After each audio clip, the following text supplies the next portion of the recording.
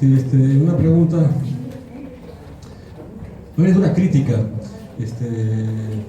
Tú has dicho que estas coincidencias, para mí no son coincidencias, son simplemente cosas tiradas de los pelos, en realidad parecen semejanzas extremadamente tenues, pero tú dices que son predicciones, pero yo te diría que no son predicciones, sino son lo que se llama abducción lógica o abducción, que implica lo siguiente, que yo estudio el pasado y voy acomodando más o menos mi teoría a los hechos pasados. Una predicción implica que yo predigo lo que va a ocurrir en el futuro, no en el momento que estoy escribiendo la obra, sino por lo menos un día después de cuando he escrito la obra. Y todos estos hechos de lo que estás narrando, la Odisea o el Nuevo Testamento, han ocurrido en el pasado. No son predicciones entonces. Entre los ejemplos comparativos también ha hablado sobre la boda de Canaán. ¿Quién se casa ahí? A ver, felicitaciones, antesana, muy interesante tu exposición. Yo quisiera saber más o menos sobre la popularidad de la Odisea en la época, ¿no? O sea, ¿qué tan lejos llegó? ¿Qué tan famosa fue? ¿Qué tan conocida era en los pueblos que estaban cerca? ¿Qué impacto tuvo, ¿no? ¿Y por qué tendría que haberse tomado como referencia para reescribirlo supuestamente por Marco? ¿Cuál crees tú que sería la finalidad de haber hecho un remake, ¿no?, de la Odisea? ¿Qué objeto, ¿no? ¿Cuáles serían las implicancias para que le sirva, no sé, a estos nuevos cristianos o a la iglesia que se formó después? No sé si sería por la fuerza, por el éxito de la historia, que se tomaron elementos para construir esta nueva Odisea, ¿no? Bien, primero felicitar a la artesana por el trabajo. Tengo algunas preguntas. La primera de ellas es respecto a una diferenciación bastante, me parece casi evidente, ¿no? En el caso de Evangelio no hay un final feliz. En el caso de la Odisea hay, de alguna manera, un final feliz. En ese sentido, creo que hay una diferencia fuerte. Después, respecto a la palabra tecnón, que hace referencia. Tecnón es necesariamente, sería un genitivo plural de los que hacen con las manos. Porque tecné es Aristóteles refiere a tecné como la palabra, claro, que puede ser un lado arte, pero también un hacer con la mano, un hacer técnico, ¿no? O un hacer un artesano, ¿no? Pero ahí usa el genitivo plural tecnón, ¿no? De los que hacen, y en eso, bueno, tienes no sé exactamente la palabra del carpintero, pero más bien alude a los que hacen con la mano. No sé si tienes una gama de profesiones o de habilidades, oficio, digamos, que va de pintor, bueno, pues escultor, carpintero, navegante, ¿no? Todos los que hacían con las manos, digamos, sin llegar a tener unos primeros principios, como hubiera dicho Aristóteles, ¿no? Simplemente, claro, ¿a qué hacen trabajo manual, no? De los que hacen trabajo manual. Entonces, ¿eso refiere a carpintero? Esa es una de mis preguntas, ¿no? Y otra de las preguntas tenía que ver con esta cuestión de la palabra griega que usan, ¿no? Dice pola patein, ¿no? Que es muchos sufrir, sería algo así, o mucho empatía, mucho empatizar. Pero eso, digamos, podría ser aludir a cualquier otro, digamos, género, ¿no? No necesariamente al tipo de relato de la Odisea, ¿no? Es simplemente así, ¿no? En realidad me gustaría leer el trabajo de McDonald, que parece muy interesante, ¿no? Pero yo encuentro, digamos, estas cositas que de repente me puedes dar una mano, ¿no? Pero después es interesante, muy interesante la exposición. Yo también quiero decir algo. Digamos que aceptamos esto, que esta teoría, ¿ya? Y que el que escribió, o los que escribieron estos relatos de Cristo, los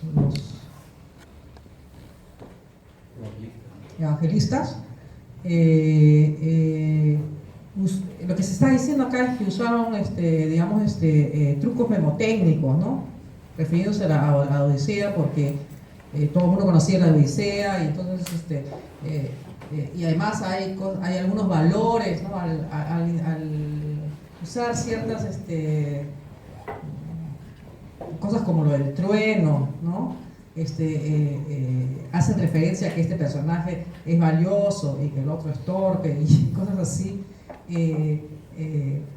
Eso es interesante, pero no demostraría nada, ¿no? O sea, hoy en día también sucede que cuando hay un personaje famoso le atribuyen hechos, ¿no? Que era desde niñito, desde los 3 años jugaba ajedrez, le ganaba a todo el mundo, y que independientemente de que eso sea falso, no necesariamente el hecho principal de que esa persona es famosa y ha hecho algo importante es falso. O sea, a lo que voy es que el uso de recursos memotécnicos no necesariamente, o sea, la manera como se cuenta el hecho no necesariamente demostraría mucho. La inexistencia. La inexistencia, no, nada. Bueno, sí, efectivamente, lo que Iván nos ha traído, bueno, que es la tesis de McDonald, es precisamente de que hubo una intención de emular a la Odisea. Y aun cuando los parecidos efectivamente son bastante tenues, lo que le da solidez a esta tesis es que son numerosos. Y por cierto, por ahí se dijo de que la predicción se refiere al futuro. Bueno, pues en ciencia histórica, cuando se habla de predicción, se habla de una retrodicción. Es decir, si nosotros tomamos como antecedente que el hipotexto, ¿no?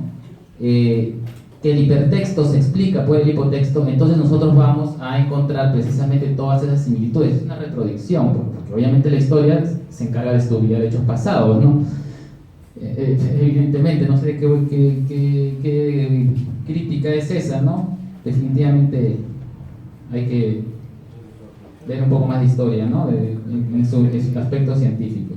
Bueno, esta intención de emular a Homero, más bien le quería preguntar al ponente, ¿cuál crees que es esta intención de emular a Homero? Tal vez sea una intención de marketing antiguo, ¿no? Querían emular, ¿no? Para que el texto pegue, ¿no? Esta fábula de Marcos pegue, bueno, vamos a emular a algo conocido, ¿no? Además ya habías dicho de que la Odisea pues era un texto muy común, ¿no? Entonces, teniendo en cuenta eso, pues parece que porque el evangelista muy bien pudo haber tomado solamente unas cosas de Marco y bueno, desarrollar su propio cuento, ¿no? Pero evidentemente ha habido una intención de emularlo, ¿no? Que nos ha explicado de inicio, nos has explicado tú mismo a través de McDonald, o al revés, de inicio a fin, ¿no? Okay. Sí, Iván, bueno, primero quiero felicitarte por la exposición, has transmitido muy bien lo de McDonald's. Bueno, con respecto a lo de Tecnón, me parece que una de las traducciones para Tecnón, porque ahí viene también tecnología, es ingenioso, ¿no? Entonces eso concuerda mucho con lo que hacía Odiseo, ¿no? Ulises. Y podría aplicarse también a obreros tipo carpintero, ¿no? Pero más allá de eso, esto de tomar a otros personajes, a otras obras que ya han pegado, como dice Henry, no es algo nuevo, no sería algo nuevo en todo caso, porque ya ha pasado con lo de Shakespeare y con el Quijote también, ¿no? O sea, ha habido, como por ahí dijeron, remakes, ¿no? El mismo, en vida del mismo Cervantes, hubo quien utilizó, ¿no? Sus propios personajes para trabajar, para hacer continuaciones. Y sucedía también en las obras de caballería y todo eso. Entonces es muy viable que eso haya pasado, ¿no? Que se hayan tomado elementos, los personajes, no tanto los actores, sino más bien los actantes, ¿no? En cuanto a las funciones que cumplían los personajes, ¿no? Ahora con respecto a lo que contiene, ¿no? Eso de la pasión de Jesús y ¿cómo era lo que había dicho Mauro? El otro término en griego era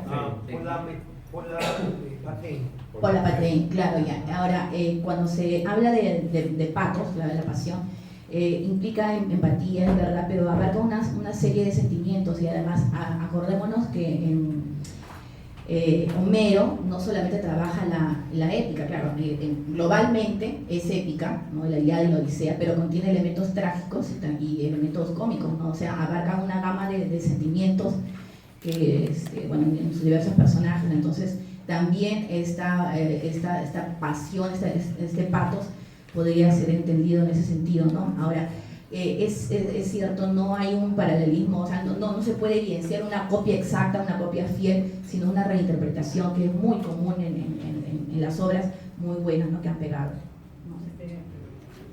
Interesante tu charla, Iván, como siempre. Uno de los puntos que he estado observando es de que en verdad McDonald's ha sido refutado. Hay unos estudiosos, y no me refiero a Holding, que tampoco me parece tan malo su argumentación general, a priori, solamente porque hace generalizaciones de paralelismos, ya está mal. En verdad, mucho de lo que has hablado se puede reducir en varios puntos. Carl Orland Sanders y Margaret, acá tengo un nombre, Mitchell, son también dos estudiosos del Nuevo Testamento que han dicho que la crítica mimética, que es la que utiliza McDonald, tiene fallas y no llega a ser congruente por lo mismo que no ha sido comprobado ni confirmado por la erudición del Nuevo Testamento a nivel mundial, y no solamente la erudición cristiana, sino la erudición general, ¿no? Porque no me metas a Honey, no son cristianos, en general, porque ni Piñero siquiera está de acuerdo con esto, en general no está confirmando este tipo de cosas. Mucho de lo que has hablado normalmente son paralelismos generalizados y son forzados. Vamos a dar un ejemplo, lo de la multiplicación. Tiene que haber dos multiplicaciones y con contextos distintos, porque cuando uno observa el Evangelio de Marcos, el primero se da en una zona judía y dice la palabra canasta, que es término judío, y el otro se da en un contexto griego, en la Decápolis, se usa el término cesta. Entonces, ahí estamos viendo ya que hay una diferenciación que va por el contexto. Eso quiere decir que la mayor parte de eruditos dicen que la crítica mimética exageradamente elaborada choca con otra forma de crítica que es mucho más conocida por los expertos, que es la crítica de las formas. En la crítica de las formas, a partir de la unidad literaria, se trata de ir a su expresión original, a la tradición oral que hay detrás de esto, en su verdadero contexto. El contexto en sí no es el helenismo, el contexto en sí es el judaísmo. Y cuando uno ve el contexto histórico de la mayor parte de las citas que he mencionado, el contexto es judío. Por ejemplo, lo de Gadara. Gadara también está en la Decápolis, y por eso son gente griega, y porque son gente griega tiene cerdos. Hay gente que dice, no, ¿por qué tienen cerdos ahí si eran judíos? Que no eran judíos, pues. Entonces, justamente, cuando uno estudia el contexto histórico, aplicas hermenéutica, te das cuenta otro punto más, que no tiene en verdad una relación adecuada. Después, McDonald aplica a Jesús un montón de sujetos, le aplica a Telémaco, le aplica a Odiseo, le aplica a Eolo, y por otro lado le a Hermes. O sea, total, ¿cuál es? O sea, son todos, según la conveniencia del autor. Ahí yo creo más bien que hay una falta de honestidad intelectual.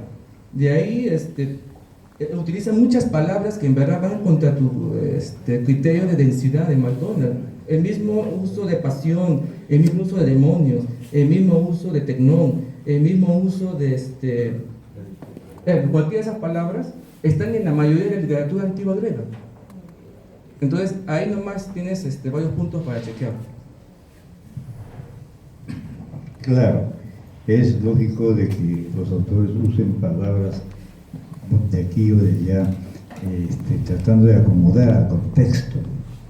Y en ese sentido, quisiera que me digas cómo es que en la narración de Marcos hay una repetición de hechos que se dan en la Odisea.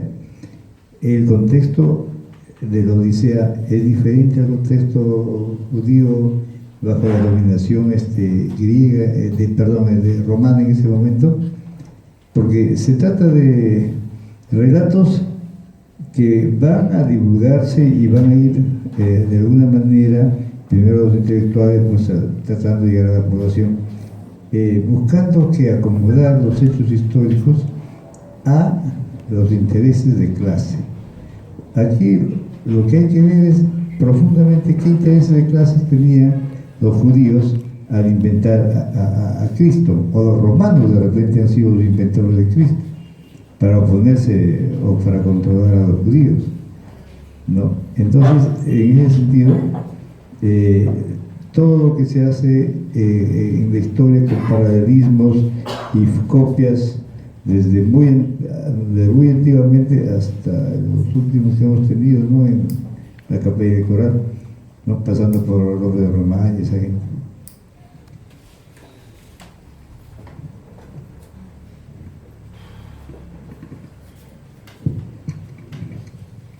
Bueno, en primer lugar debemos señalar que la exposición ha sido bastante didáctica, ¿no? Y para que felicitar a cada antesana al respecto.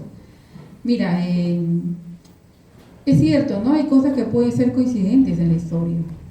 Algo que sucedió en el Perú, por sucedió también en Europa, ¿no? Por ejemplo, una gesta histórica, ¿no? Porque el ser humano es así.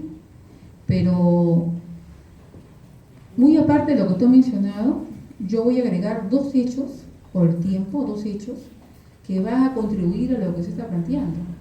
Porque de la Biblia hay historiadores, ¿no? Que no vamos a hablar, nadie va a hablar cosas que sean mentiras, son cosas que son realidades. Mire, la Biblia es un conjunto que se ha tomado de diferentes culturas antes que exista el cristianismo. Por ejemplo, la Génesis, ¿no? Esta es parte de un cuento, es una historia judaica, incluso que no es ni siquiera de la casa con la cual se empieza el viejo evangelio, ¿no?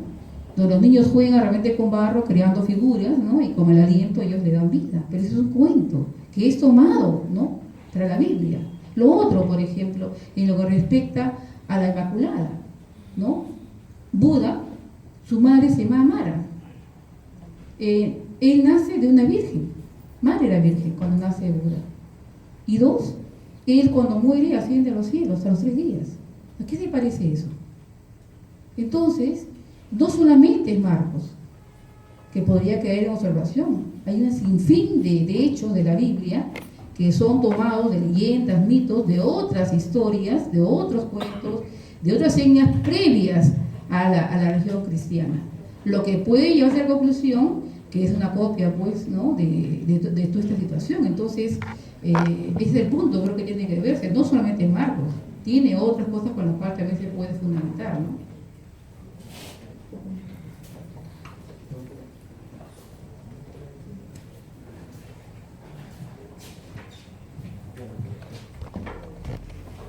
Sí, bueno, buenas noches. En concreto se habla de ciertos paralelismos, semejanzas, pero también habría que ver que hay una serie de diferencias, ¿no? Digamos, el relato de Homero es un relato que está con un trasfondo que es típicamente politeísta, y el otro relato de Marcos es monoteísta. Ahora, Homero, por ejemplo, hace de Odiseo todo un héroe que tiene un pensamiento basado en estrategias militares, cosas que Jesús para nada maneja estrategia militar. Esa es otra de las diferencias que hay. Por el otro lado, Odiseo también tiene una vida sexual y familiar, cosa que a Jesús le han negado en los evangelios, su sexualidad y una vida familiar regular, digamos, ¿no? Entonces hay una serie de diferencias que hace que no necesariamente un texto condice al otro, ¿no? Y, por ejemplo, también se tiene, como se dijo anteriormente, que hay casualidades, pues, en la historia.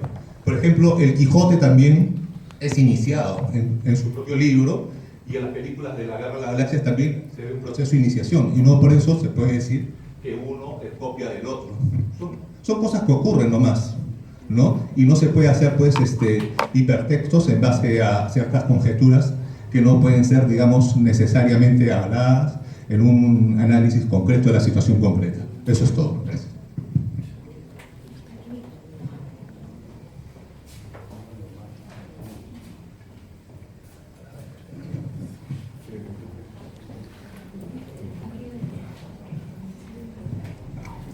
Muy buenas noches. Como ya lo han mencionado, saludar la forma tan didáctica como se ha hecho esta exposición, que si lo vemos de otra manera es bastante complejo.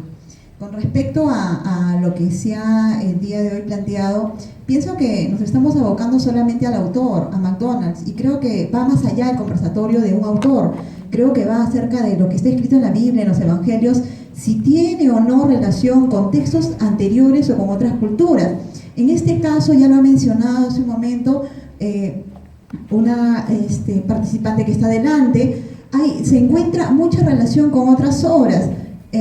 Por ejemplo, recordaba yo con partes de la Ilíada, ¿no? Y luego en la Odisea, donde también hay mucha semejanza con respecto a Aquiles. Por ejemplo, hay una parte donde Aquiles quiere volver, después de haberse alejado de toda esta pelea, quiere volver a pelear y su madre se lo trata de impedir, algo así como lo que trató de hacer María, trató de pedirle que no se someta, ¿no?, a ese sufrimiento.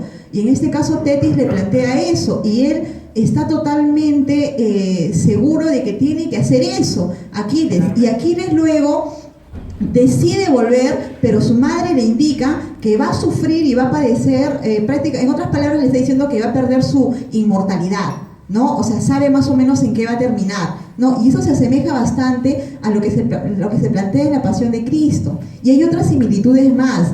Entonces, lo que estamos viendo, bueno, al menos yo por experiencia un poco lo que he podido leer, la Biblia, como todo texto literario, siempre tiene influencias y sabemos que nada sale de la nada. Siempre, inclusive nosotros, cuando vamos a querer escribir un texto, vamos a basarnos en otras fuentes. Obviamente la idea está en no copiar, sino en desarrollar, ir más allá. Pero yo sí considero que ha habido influencia, no solamente de los autores que han mencionado acá, hay muchos otros como le están mencionando. Entonces yo creo que el debate debe centrarse en eso. O sea, si ha habido influencias, ¿qué tipo de influencias? ¿Cuáles son nuestras bases? Porque lo que plantea McDonald's es bastante limitado y como ya lo dijo el ponente, van a sacar más textos y nuevamente va a tratarlo de manera específica, cuando yo considero que el tema va más allá, ¿no? Creo que debemos centrarnos en, ¿ha habido o no influencia de las literaturas antiguas en la escritura de los evangelios?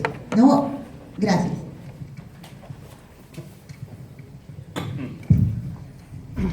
Bueno, para complementar lo que dijo aquí la compañera anteriormente, cuando uno lee la Biblia y lee un poco la literatura de la antigüedad, pues es inevitable ver que este personaje literario conocido como Jesús de Nazaret tiene elementos de estos personajes, ¿no? El más conocidos, digamos, hablando de esta cosa del nacimiento virginal, ¿no? En el libro La Metamorfosis de Ovidio dice claramente que la virgen Danae quedó embarazada cuando Zeus descendió sobre ella en forma de lluvia de oro, ¿no?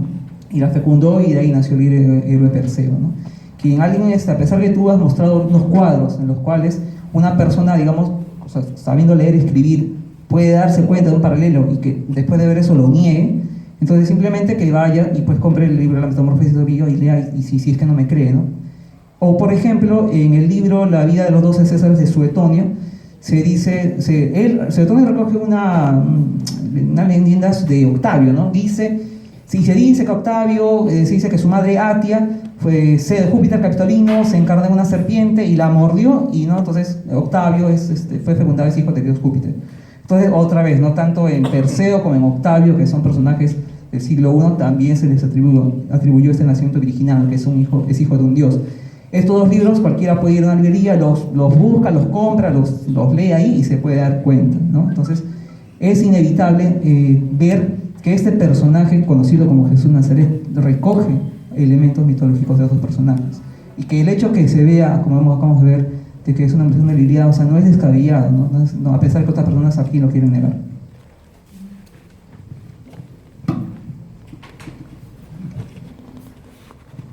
Gracias. Primero lo que voy a felicitar, me parece muy interesante y muy bien lo que ha expuesto supuesto, Iván. Gracias por reunirnos con esa exposición. Parece que hay una dificultad en el término semejanza. Dos elementos son semejantes no cuando son iguales, sino cuando poseen algo que tienen en común, pero al mismo tiempo poseen elementos que son diferentes. La semejanza no es igualdad. Ahora, muy bien han hecho en señalar de que hay cosas similares y hay cosas diferentes. Incluso han señalado que son similares a otros mitos que vienen de otros sitios. Eso me parece que está muy bien. Pero eso, por lo mismo que acabo de decir, no va en contra de la tesis, porque lo que es semejante no tiene que ser igual, ¿no? Sino solamente basta con que posean elementos que son iguales, que es muy diferente. Ahora, un segundo punto es muy interesante el tema que se ha planteado de decir, quizás deberemos discutir, o no se ha dicho quizás, no, se debería discutir cuáles son los elementos. Eso se llama replantear el tema. Es muy interesante, pero es una forma de destruir el tema. El tema ya está planteado, todos hemos venido voluntariamente porque hay un tema. No puede alguien venir y decir, bueno, no me gusta el tema, hay que plantear otro tema. Eso es muy interesante, pero para otra ocasión. Ahora, a lo que yo voy es que hay una ciencia para interpretar cuando un texto tiene semejanza con otro texto por su contenido significativo, y esa es la semántica. La semántica no se termina en la interpretación de un signo con otro signo nada más, sino que se ha extendido a partir de 1940, me parece, en adelante, con estos húngaros, y hay semejanzas entre obras de teatro. Dos textos son semejantes, no necesariamente cuando tienen el mismo personaje, pasan las mismas cosas, sino cuando las consecuencias de un significado llevan a otro significado en forma similar. Por ejemplo, acá en la sierra hay un cuento tradicional donde hay unos niños que se pierden, tienen mucha hambre, por ser traviesos se van, y después van buscando las papas, el lugar donde hay la papa. Por el camino se encuentran con una bruja, alguien que quiere matarlas, ¿no? Ellos escapan y al final llegan al sitio del paraíso de las papas. Esto no es ningún invento, es una cosa que lo pueden buscar. Es semejante, según los especialistas en semiótica, al cuento de los hermanos Grimm, que se van y buscan la casa de chocolate, y ahí hacen todas las semejanzas, van analizando. O sea, esto que se está haciendo no es una cosa improvisada, hay todo un estudio de estas cosas. ¿Por qué? Porque están el malo, el bueno, el lugar donde se va a llegar. La diferencia es que los hermanos Grimm van porque el chocolate es algo que les sobra, al cambio la papa aquí es algo que es más bien necesario. Se hace esa semejanza y se nota la diferencia, y aún así se ve que la estructura del cuento es similar. Eso es algo que se hace habitualmente en semiótica. Entonces no debemos buscar, al señalar que hay cosas diferentes y al señalar que hay cosas similares, eso no va en contra de la posición. Simplemente, más bien, aporta a la posición, porque así justamente se hacen las comparaciones semióticas, ¿no? A mí me parece que todo eso que se ha dicho, aun cuando haya sido con otra intención, en realidad está aportando a la tesis de que en realidad son elementos similares, porque las estructuras, no los personajes directos, no lo que pasa directo, sino la consecuencia de este acto con el otro acto es similar. Bien, bueno, creo que Henry contestó lo que Luis comentaba sobre la predicción. Es que es obvio, ¿no? No estamos hablando de que vamos a predecir algo que va a pasar en el futuro, por favor. Creo que a todos nos queda claro eso, ¿no? O sea, el valor predictivo se refiere justamente, y eso lo ha resaltado McDonald en más de una oportunidad, la importancia, dice, de entender las modalidades de producción de los textos del Nuevo Testamento, ¿no? Entonces, eso nos lleva a leer, ¿no? A leer estos textos, ¿no? Ya digamos, no con algunas ideas preconcebidas, es decir, no, esto es contexto judío y esto es un texto apocalíptico, y por lo tanto, entonces, al leerlo con esos parámetros, entonces se dejan de ver otras cosas, ¿no? Entonces, lo importante predictivo de esto, o sea, de esta teoría de la emulación homérica en Marcos, es básicamente que si aparecen elementos que al analizarlos con una serie de criterios, que puedan parecer cosas que están fuera del lugar. Entonces, ¿qué es lo que ocurre? Que esta teoría los explica. ¿no? Entonces, a eso se refiere con su valor, ¿no?, explicativo, sobre todo, más explicativo que predictivo, porque obviamente ya las palabras están dadas, ¿no? Ya no va a haber nuevas palabras ahí. O sea, tiene que verse en la comparación.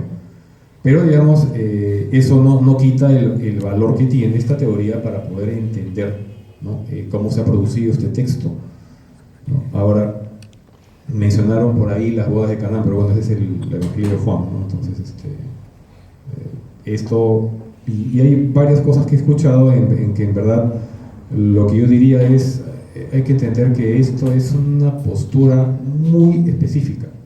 O sea, lo que este autor dice es que los autores del Evangelio de Marcos tomaron como un referente básico la épica homérica, ¿no? Y lo que hicieron fue una emulación, no hicieron un plagio, porque muchos están entendiendo que tienen que copiar, y eso creo que lo recalqué al principio. No hay copia, no hay plagio, lo que hay es otro tipo. Ahora, esto, y eso lamentablemente ya creo que vieron que las primeras diapositivas me las pasaba volando, parte de la bibliografía, que son como 220 y tantos libros que MacDonald referencia al final de su libro, tiene un par de libros académicos sobre la enseñanza y la creación literaria en la antigüedad. Y justamente lo que nos dice allí es que no solamente los alumnos se alfabetizaban, se alfabetagamaban leyendo la Ilíada y la Odisea, sino que las siguientes etapas de la educación en el idioma griego incluían que los alumnos tenían que hacer sus propias historias bajo el modelo de la épica, introduciendo los valores y los mensajes que ellos querían. O sea, la transvaluación de la épica homérica era una técnica educativa del idioma griego. O sea, ni siquiera era algo que estaba en el terreno más avanzado de los más eruditos. Era parte de la metodología educativa del idioma griego en la antigüedad, ¿no? Entonces, eso es lo que precisamente lleva al autor a entender que si un alumno, un chico de 10 años en una escuela podía estar sujeto a esa clase de trabajo, obviamente un adulto con intereses ideológicos perfectamente podría también seguir esa misma metodología, ¿no? Y esa metodología, nuevamente, no incluía plagiar nada, no había que estar copiando, sacando párrafos exactos, ¿no? Por eso, por ejemplo, casos como el nombre de Euriclea, que Marcos lo sugiere, ¿no?, describiendo lo que significa el nombre, era lo que MacDonald llama las banderas homéricas. Porque según lo que cuenta MacDonald, el éxito de una transvaluación homérica estaba en que el lector se diera cuenta. El lector tenía que darse cuenta de que ese texto estaba emulando a la épica homérica. Y para eso se ponían banderas. ¿Qué sentido tiene que Jesús maldiga a una higuera por no dar higos fuera de estación? Es lógico, pues, que una higuera fuera de estación no va a dar higos. ¿Y por qué se molesta? La menciona porque cuando Odiseo cae en la isla de los Feacios, es descubierto por la princesa Náusica y va a la corte de Alcínoo. Al llegar al palacio del rey, atraviesa su jardín, y Homero describe el jardín de Alcínoo como un espacio maravilloso en que había higueras, uvas y otros frutales que daban fruta todo el año sin necesidad de la estación. Entonces allí justamente están mencionándose los mismos términos nuevamente, ¿no? Entonces, esa es la característica de este trabajo. Nos está explicando cómo la comunidad que creó ese primer evangelio canónico, ¿no?, los métodos que pudo haber usado para crear ese texto.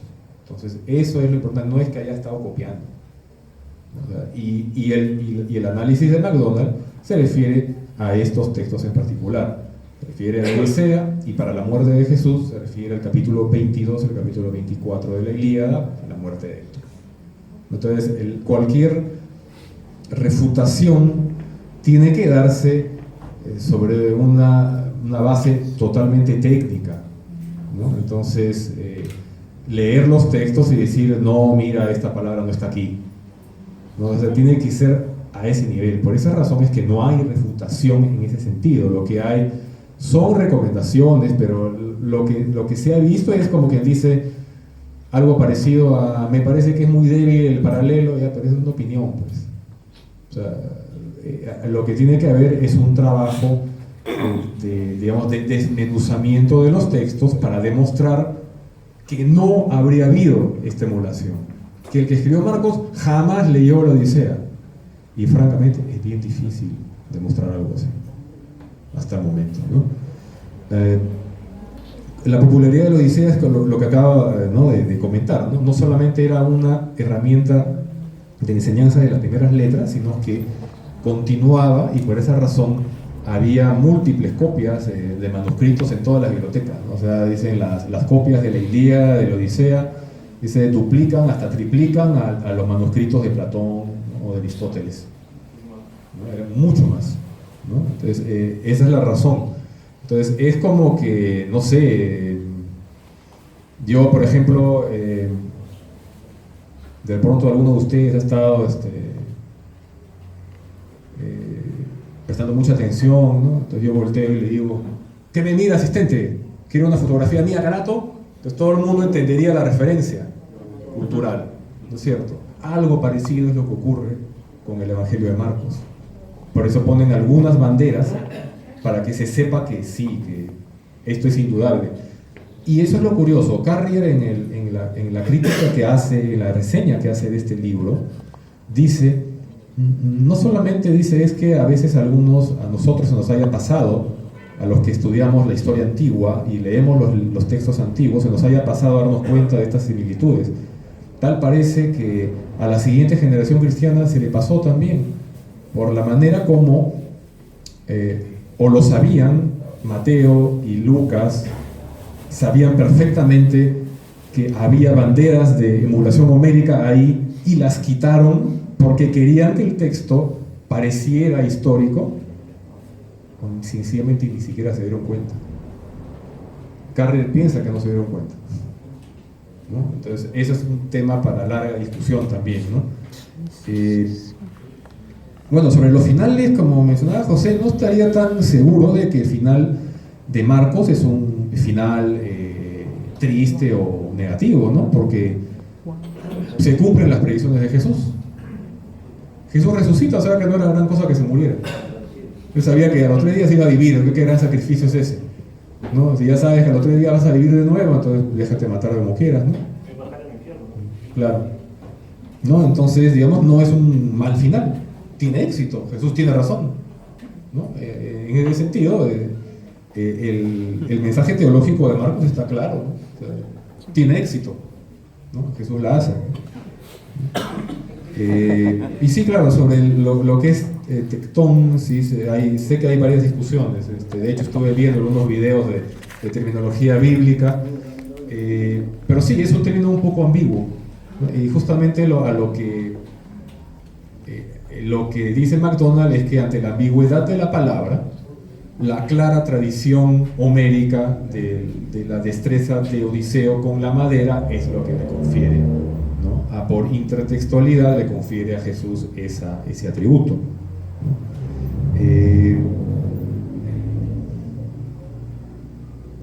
Ahora, que las formas no demostrarían mucho, como dice Carmen, lo que sucede es que si aislamos cada tipo de paralelismo que tiene la obra, como yo decía, es probable que uno diga, bueno, esto ya está ahí, pero por sí mismo no va a demostrar, ¿no? Es lo que mencionó Henry en la intervención. El problema es que la documentación es masiva. O sea, este libro está lleno de esos paralelos, de esas tablitas que les ponía yo de resumen. Hay un par de ellas en cada capítulo del libro, ¿no? Hay unos 40 y tantas de esas tablas de resumen, aparte de un capítulo de conclusiones, ¿no? Entonces, eso es masivo.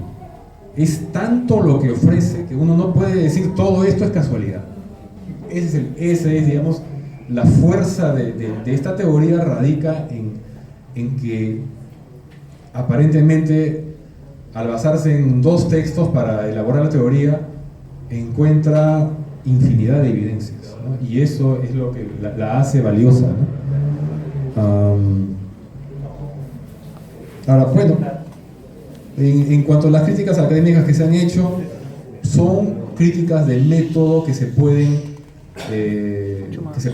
tomar para ampliar de pronto en una próxima edición. No sé, el libro, que yo sepa, no ha tenido otra edición. El libro se publicó en el año 2000 y ha habido y lo que se han hecho han sido algunas reimpresiones, pero no, que yo sepa, no ha habido alguna idea del autor de dar marcha para atrás o de tomar alguna crítica que le hayan dicho, ¿no? Como que desvirtúa, ¿no? Entonces, bueno, y claro, estamos hablando, y por eso hay que sacarnos el chip de que esto es una crónica histórica. Si no, claro, pues como dice Norville, no, es que aquí igual a Jesús con Telémaco, a veces Hermes, ¿no? Porque Hermes, cuando va en la Ilíada a avisarle a Príamo que vaya a recoger el cuerpo de Héctor de la tienda de Aquiles porque él lo va a custodiar como Dios, Hermes camina sobre el agua, pues digo, entonces esa destreza ya es bien conocida, ¿no? Entonces hay una serie de teorías, pero eso no es deshonestidad intelectual, pues. O sea, eso es sencillamente, nos está mostrando que este autor ha utilizado recursos literarios. Nadie está diciendo que Jesús tiene múltiples identidades, es un personaje de literatura, punto. Como personaje de literatura lo ha construido con una serie de atributos, y lo que está el autor encontrando es lo que pasó por la mente del escritor de este evangelio, cómo hizo para construir este personaje, cómo hizo para hilvanar. Porque no nos está diciendo que esto no significa nada, que es gracioso, que es tonto. Nos está diciendo por qué. Ya uno puede decir, está la higuera, está el joven que corre calato por ahí, ¿no? Pero uno dice, ¿por qué está y por qué está justo ahí? Y justamente el criterio de la emulación homérica responde a eso, ¿no? Entonces, también se ha mencionado el contexto político, ¿no? Que puede representar, ¿no? el Evangelio. Pero por eso aterricemos. En verdad, esta es una tesis literaria. Es una tesis de método de construcción, de método de escritura. Entonces, para refutarla, uno tiene que encontrar una tesis, encontrar un método de redacción alterno para este texto que es el Evangelio de Marcos, o encontrar que las similitudes y las emulaciones no se están dando tal cual el autor las está presentando, ¿no? Entonces, es una discusión profundamente académica la que tendría que darse en todo caso, ¿no?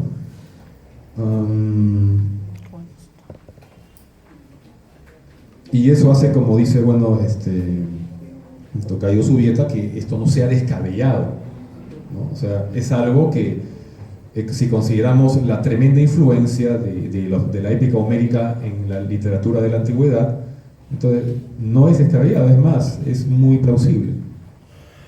Y bueno, el asunto es que eso, como digo, plantea que haya que ver este texto con otros ojos, ¿no? Que uno tenga que quitarse las anteojeras de ciertos dogmas religiosos y tratar de entenderlo como libro. Porque, como dice el autor, tiene logros literarios muy importantes, ¿no? Esa frase, ¿no? Como predicción no sirve para nada. Digo, Jesús dice, ¿y cuándo pasará todo esto? No pasará esta generación para que vean que todo esto ocurra, ¿no? Y obviamente nunca ocurrió, ¿no? Pero ¿qué dice Jesús? ¿No? El cielo y la tierra pasarán, pero mis palabras no pasarán, ¿no? Esa es una frase de la matada, ¿no? Antes que cante el gallo. Eso lo inventó Marcos, ¿no? Claro, él decía antes que el gallo cante 2 veces y Mateo lo corrige y lo hace más bonito, ¿no? Antes que el gallo cante, ¿no? Es más sencillo, más contundente, mejor como frase, pero ya Marcos ya había estado por ahí, ¿no? Entonces, como literatura, a mí me parece un libro, y a pesar de que el griego que tiene, el griego koiné, es un griego simplificado y ni siquiera es un griego muy culto, muy florido, ¿no? Y sin embargo tiene muchos logros literarios, ¿no? Viéndolo por ahí, creo que uno entonces puede desapasionarse un poco, ¿no? de lo que representan estos textos. ¿Sería todo? ¿Hay más preguntas? Un poco sobre la hora, ¿no? Son las 10 de la noche. Desgraciadamente no hemos podido interactuar mucho esta vez. Y bueno, damos gracias a